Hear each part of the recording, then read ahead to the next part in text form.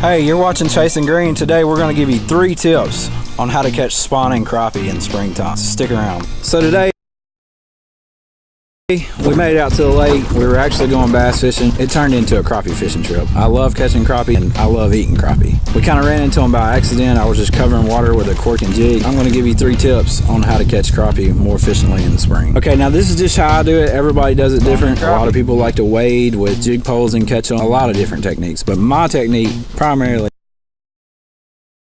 for catching spawning crappie. First tip. The first thing I like to do is cover a lot of water and cover it fast. Because usually when you run into spawning crappie, they're either going to slam it, they're going to hammer it, they're at least going to let you know they're there by biting, or they're in the actual act of spawning and the only thing you could catch them with is a dip net because they're not going to bite. So what I like to do is cover water. So cover a lot of water, however you can do that effectively. Tip number 2. So this kind of goes in hand with number 1, and that's using a cork and jig. I use a slip cord and a jig, and that way I can cast that thing and just swim it back. And that's how I caught these fish today.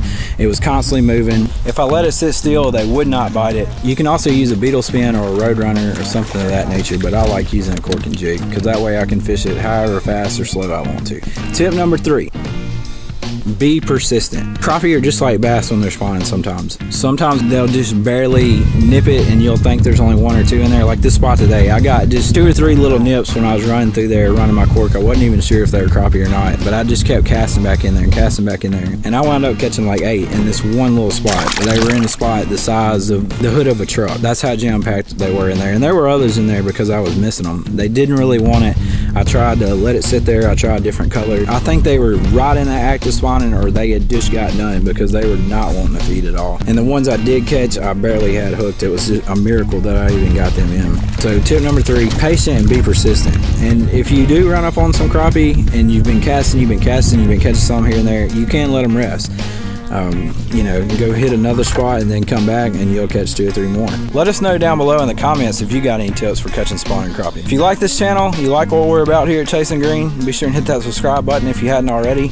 We're mainly about waterfowl. We do like to crappie fish, turkey hunt, squirrel hunt, bass fish is definitely number 2 in our book. And we just like spending time in God's great outdoors. Thanks for watching. Lord willing, we'll catch you on another episode here at Chasing Green.